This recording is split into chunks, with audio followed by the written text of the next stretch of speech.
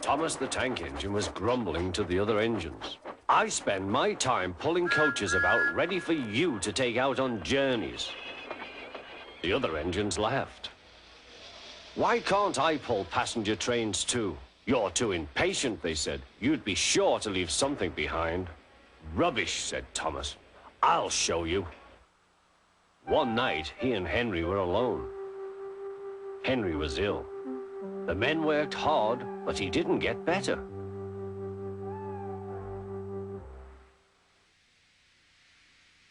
He felt just as bad next morning. Henry usually pulled the first train, and Thomas had to get his coaches ready. If Henry is ill, he thought, perhaps I shall pull his train. Thomas ran to find the coaches. Come along, he fussed. There's plenty of time, they grumbled. Thomas took them to the platform and wanted to run round in front at once. But his driver wouldn't let him. Don't be impatient, Thomas. Thomas waited and waited. The people got in, the conductor and station master walked up and down, the porter banged the doors, and still Henry didn't come. Thomas got more and more excited. Sir Topham Hatt came to see what was the matter, and the conductor and the station master told him about Henry. Find another engine, he ordered. There's only Thomas, they said. You'll have to do it then, Thomas. Be quick now. So Thomas ran round to the front and back down on the coaches ready to start. Let's not be impatient, said his driver. We'll wait till everything is ready. But Thomas was too excited to listen. What happened then, no one knows. Perhaps they forgot to couple Thomas to the train. Or perhaps the driver pulled the lever by mistake. Anyhow, Thomas started without his coaches. As he passed the first signal tower, men waved and shouted, but he didn't stop. They're waving because I'm such a splendid engine, he thought importantly. Henry says it's hard to pull trains, but I think it's easy. Hurry, hurry, hurry, he puffed, pretending to be like Gordon. People have never seen me pulling a train before. It's nice of them to wave, and he whistled. Peep, peep, thank you.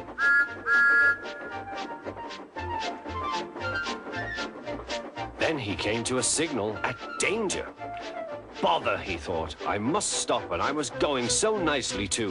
What a nuisance signals are. He blew an angry peep, peep on his whistle. The signalman ran up. Hello, Thomas, he said. What are you doing here? I'm pulling a train, said Thomas. Can't you see? Where are your coaches, then? Thomas looked back. Why, bless me, he said, if we haven't left them behind. Yes, said the signalman. You'd better go back quickly and fetch them. Poor Thomas was so sad, he nearly cried. Cheer up, said his driver. Let's go back quickly and try again.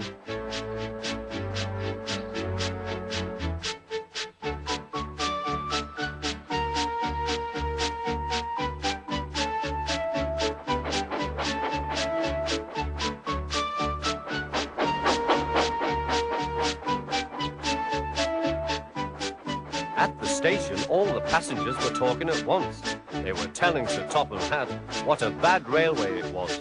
But when Thomas came back, they saw how sad he was and couldn't be cross. He was coupled to the train, and this time he really pulled it.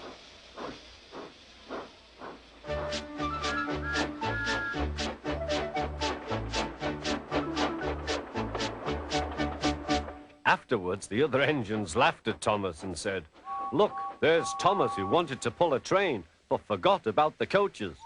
But Thomas had already learned not to make the same mistake again.